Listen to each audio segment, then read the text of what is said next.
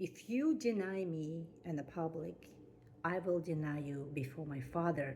This is one of the dreaded verses in Bible, and I was very puzzling about this verse for a while, and until recently when I asked God, and when we really read this verse in Matthew 10, when Jesus is telling the disciples before he sent them out to heal and cast out the demons, he tells them about, if you deny me, I will deny you.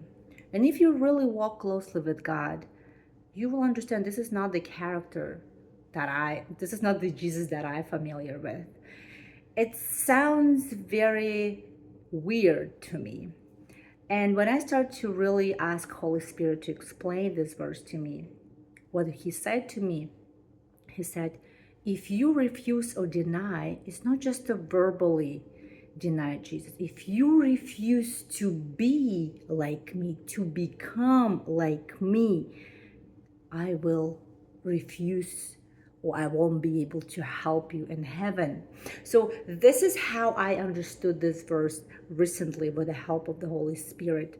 When we really look at the Jesus and that chapter 10 Matthew, he talks about it, what's going to happen. He gives them a clear instruction, go cast out the demons, heal the sick. He tells them exactly what's going to happen to them. And if you really read it slowly, he basically describing everything that will happen to them already happened to Jesus. So we, as a followers of Christ, supposed to become like him.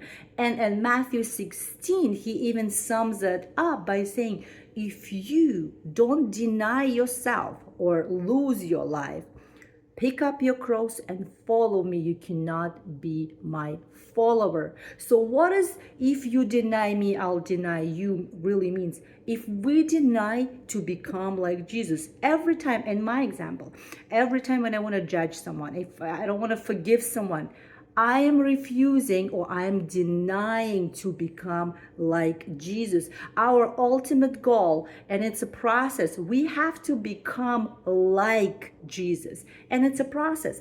And when I thought about it, when the Holy Spirit opened that up, I know for a fact that it's not just a verbally admitting you don't believe in Jesus. Because Peter denied Jesus 3 times. And guess what?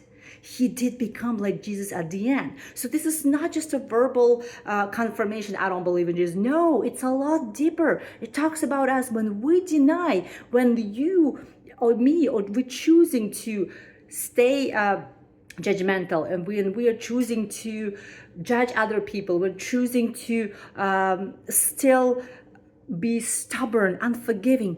In that case, we are refusing, we are denying Jesus. We are denying to become like him, because to be his true follower, because just because someone calls themselves Christian does not mean they are becoming like Jesus. And if you've been around for a while, so you probably already seen them in your churches. You look around and they do and they talk and they say all the right things, but you don't feel nothing. So the same thing with us. If we really want to become a true followers of Jesus Christ, every time when you feel like you acting that is not matching Jesus' character, you are denying him. And that's why he said at the end, he said, a lot of us will come and say, Lord, Lord, in your name we cast out demons. Lord, Lord, in your name we heal the sick. And I'll say, I never knew you.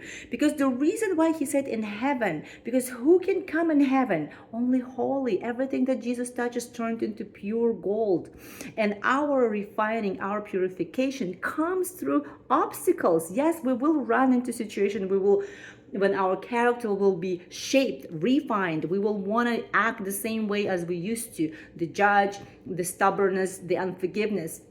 And that verse will remind you the denial. If we are still fighting the jealousy, or we being unforgiving, impatient with someone, we are denying to become like Jesus, or we are refusing to become like Jesus. So I really want to encourage you today to really read that verse carefully. And also remember, we have a Holy Spirit. He's the teacher. So if you are in a situation when you have no community, or if you're in a church and you don't feel any presence of the Holy Spirit, or no one to rely on, remember, it's already in you. Ask for more clarity and the knowledge, and it will be given to you.